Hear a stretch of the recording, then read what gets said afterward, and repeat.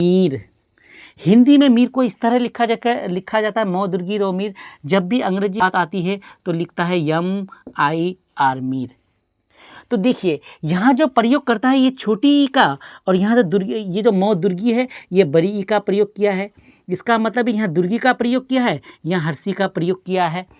तो देखिए 1 2 3, 3 के बाद आपको सारा चीज़ समझ में आ जाएगी। जो हमको पढ़ना और लिखना और डबल ई का प्रयोग करना और आई का प्रयोग करना और आकार के लिए क्या होता है वो समझ में आ जाएगी। मौ का जो अंग्रेजी है वो है यम। तो मौ के लिए यम का प्रयोग किया जाता है, तो यम लिख दिए, ठीक है। और दुर्गी, तो देखिए दुर्गी की मात्रे वाले शब्दों में डबल ई का प्रयोग किया जाता है। दुनिया में फिर कहीं पर भी आपको नज़र आ जाए तो दुर्गी है तो आप डबल ई का प्रयोग कीजिएगा, ठीक है। तो डबल ई कहीं पर भी आपको डबल ई नज़र आ जाए तो आप दुर्गी का प्रयोग कीजिएगा। लिस्मी दुर्गी के लिए किसका प्रयोग होता है? दुर्गी की मात्रे वाले शब्दों में डबल ई, यानी दुर्गी के लिए किसका प्रयोग करते हैं? डबल ई, ठीक है। और रॉ के लिए आप लिखते हैं आर, तो हो गया मीर। तो मौ दुर्गी लो मीर, MEER मीर होता है, ठीक है। अब जो तीर लिखना है हमको, तो का जो अंग्रेजी है टी के लिए तो, ठीक है। दुर्गी का मतलब ही होता है डबल ई, ठीक है। और रॉ के लिए आर, हो गया तीर, ठीक है। उसके बाद मुझे खीर लिखना है। खीर किस तरह लिखा जाता है? देखिए ख का जो अंग्रेजी है वो है KH, तो KH लगा दिए, ठीक है। दुर्गी का मतलब क्या हो? डबल ई लगा दिए, और रॉ के लिए आर, तो आर लगा दिए, हो गया खीर। इसी तरह हमको लिखना पड़ेगा। अब मुझे लिखना है सीता। तो 100 का अंग्रेजी है, 100 के लिए यस का प्रयोग किया जाता है, तो यस लगा दिए। दुर्गी के लिए डबल ई है तो डबल ई लगा दिए। तो के लिए टी है तो टी लगा दिए। और आकार का मतलब होता है ए, तो ए लगा दिए, हो गया सीता। SEETA सीता, ठीक है। और 90% आदमी क्या लिखेगा सीता में? 100 दुर्गी तो सीता, और अंग्रेजी लिखा SITA सीता, तो ये गलत है। आप जब यहाँ तक हमारे साथ बने रहिएगा ना तो आपको सारा का सारा चीज़ पता चल जाएगा। देखो डबल ई और आई में आपको कभी ज़िंदगी में आप लोग गलती नहीं कीजिएगा। डबल ई का कहाँ प्रयोग करना है और आई का कहाँ प्रयोग करना है। देखिए इसी तरह मीरा है, मौ का अंग्रेजी है यम, मौ के लिए यम लिख दिए। दुर्गी के लिए डबल ई का प्रयोग होता है, डबल ई लिख दिए। रॉ के लिए आर, तो आर लिख दिए। आकार के लिए ए का प्रयोग किया जाता है, तो ए लिख दिए, हो गया मीरा। बाद आप लोगों को हीरा लिखना है। तो ह का अंग्रेजी है यच, ह के लिए यच, तो यच लगा दिए। दुर्गी का मतलब ही होता है डबल ई, तो डबल ई लगा दिए। और रॉ के लिए क्या है? रॉ के लिए आर है, तो आर लगा दिए। आकार का मतलब ही होता है ए, तो हो गया हीरा। इसी तरह आपको नील लिखना होगा। नौ का अंग्रेजी है यन, दुर्गी के लिए डबल ई और लौ के लिए यल, नील। अपने बच्चों को बड़े और छोटे छोटे शब्दों को इस तरह जब पढ़ाइएगा तो उसको बहुत मज़ा आएगा। देखिए 9 का जो अंग्रेजी है, 9 के लिए आपका प्रयोग किया जाता है यन, तो यन लिख दिए। आकार का मतलब आकार के लिए ए का प्रयोग किया जाता है, ए लिख दिए, ठीक है। रॉ के लिए है आपका आर, तो आर लिख दिए। अब यही है, अगर कोई भी शब्द में अगर आखिर में यानी लास्ट में या अंतिम में अगर दुर्गी नज़र आ जाए तो आपको डबल ई का प्रयोग नहीं करना है, डबल ई का प्रयोग नहीं बल्कि आई का प्रयोग करना है, ठीक है। कब? जब आखिर यानी अंतिम में आपको अगर नज़र आ जाए तो दुर्गी है, तब वहाँ आई का प्रयोग कीजिएगा। तो इसमें होगा आई का प्रयोग, हो गया नारी, NARI नारी, ठीक है। इसी तरह देखिए पानी लिखना है, पौ का अंग्रेजी होता है पी, तो पी लिख दिए, ठीक है। आकार का मतलब होता है ए लिख दिए। 9 के लिए यन है, फिर पानी, तो शब्द के आखिर में क्या है? दुर्गी का मतलब होता है आई। क्यों? दुर्गी का मतलब होता है डबल ई, लेकिन शब्द के जब आखिर में यानी अंतिम में अगर दुर्गी रहेगा तो आप लोग आई का प्रयोग कीजिएगा, ठीक है। अब इसी तरह नली, 9 के लिए यन होता है, ठीक है। अच्छा कोई मात्रा नहीं है, कोई मात्रा नहीं रहने से भी ए का प्रयोग किया जाता है। डे 1 वाला वीडियो में मैं विस्तार रूप से बता दिया हूँ, ठीक है। तो कोई मात्रा नहीं तो ए का प्रयोग किया जाएगा, और ल के लिए यल, ठीक है। दुर्गी, दुर्गी के लिए इसमें आई का प्रयोग किया जाएगा, हो गया नली, NALI नली, ठीक है। इसी तरह हाथी, हौ का अंग्रेजी है यच, आकार, आकार के लिए ए, और थौ के लिए TH, ठीक है। दुर्गी, दुर्गी के लिए आई। क्यों? दुर्गी के लिए यहाँ पर बीच में है इसलिए डबल ई का प्रयोग किया गया है, और इसमें शब्द के आखिर में है इसलिए आई का प्रयोग किया गया है। तो यही आप लोग को दिक्कत देना है। देखिए मीर, अगर मीर में देखिए मौ दुर्गी रो मीर, मौ के लिए यम, दुर्गी के लिए डबल ई, और रो के लिए आर होता है मीर। इसी तरह आपको अगर पानी लिखने बोलेगा पानी, तो देखिए पौ के लिए पी, कोई आकार, आकार के लिए ए, नौ के लिए यन, दुर्गी के लिए आई, पानी। या जैसे बीच में है इसलिए डबल ई का प्रयोग किया गया है, और आखिर में है इसलिए आई का प्रयोग किया गया है। सिर्फ ये चीज़ आपको ध्यान देना है, जब भी आखिर में अगर दुर्गी रहेगा तो आई का प्रयोग किया जाएगा, बाकी कहीं पर भी रहेगा तो डबल ई का प्रयोग किया जाएगा। तो देखिए मामी, मौ के लिए होता है यम।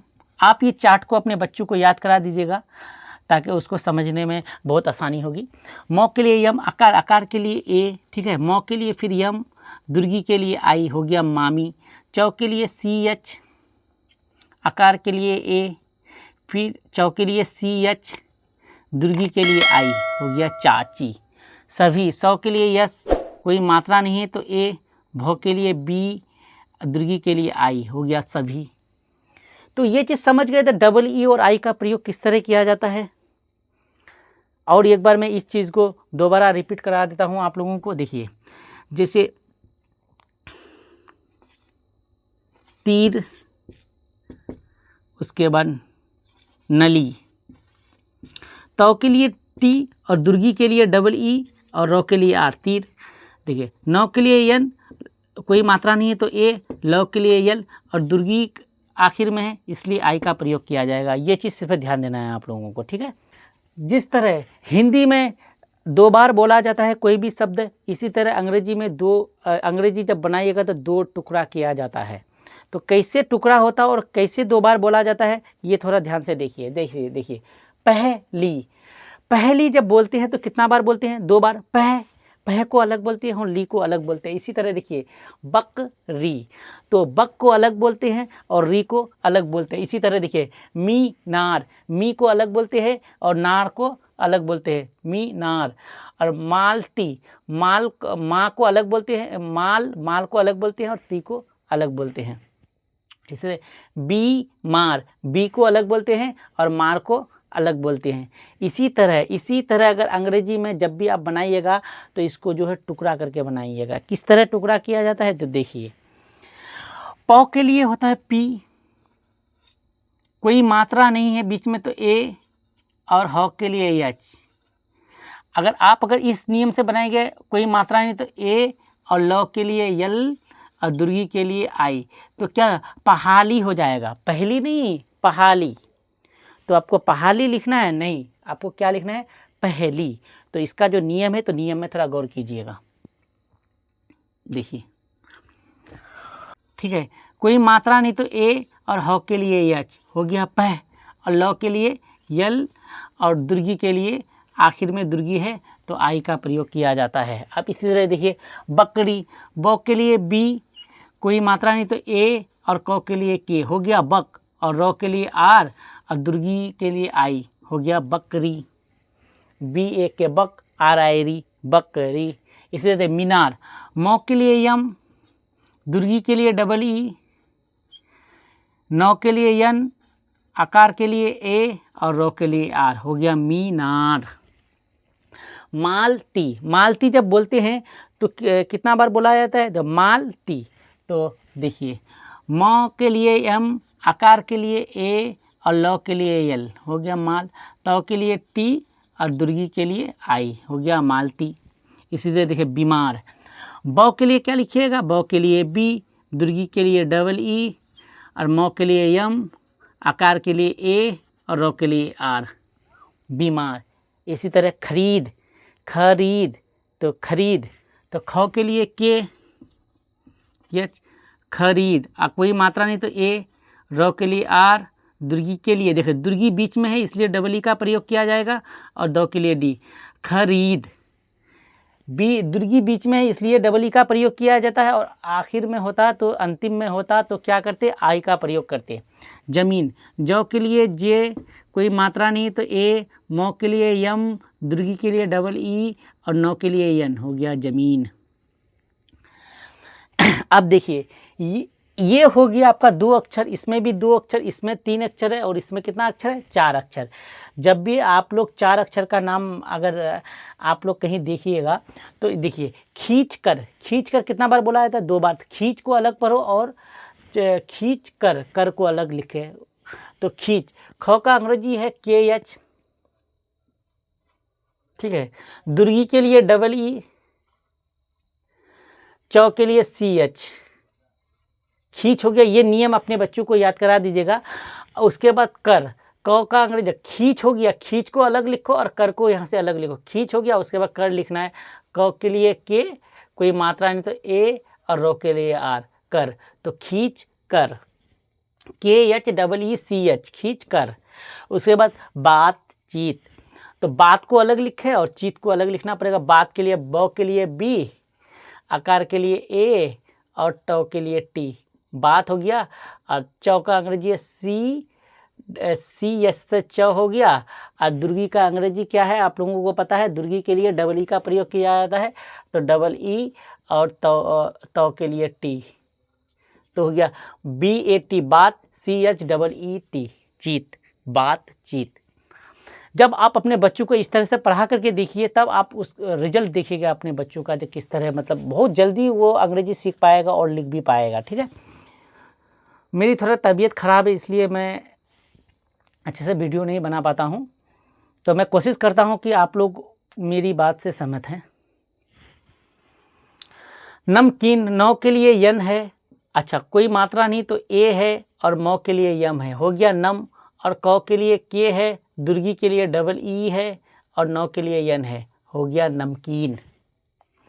कोई बोलेगा आपको नमकीन लिखिए, नम को अलग लिखना है यहाँ से और कीन को अलग लिखना है। इसे नाराजगी, तो ना को पहला नाराजगी, नौ के लिए यन, कोई आकार के लिए ए, रो के लिए आर, आकार के लिए ए, तो नारा हो गया, नारा हो गया। जौ के लिए जे, जौ के लिए जे, गौ के लिए नाराज गी, गौ के लिए जी, दुर्गी के लिए ड आई, आखिर में तो नाराजगी।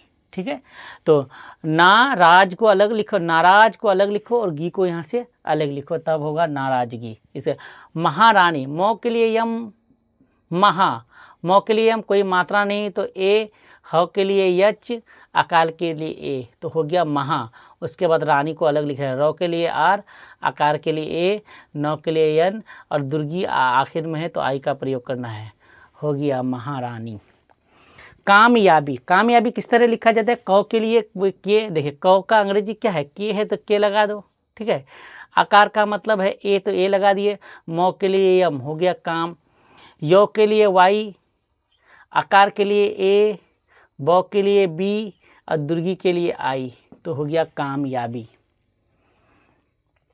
ठीक है, अब देखिए आप खींच कर, ख का अंग्रेजी है के एच, दुर्गी के लिए डबल ई, चौ के लिए सी एच, हो गया खींच। क के लिए के, कोई मात्रा नहीं तो ए, रो के लिए आर, खींच कर।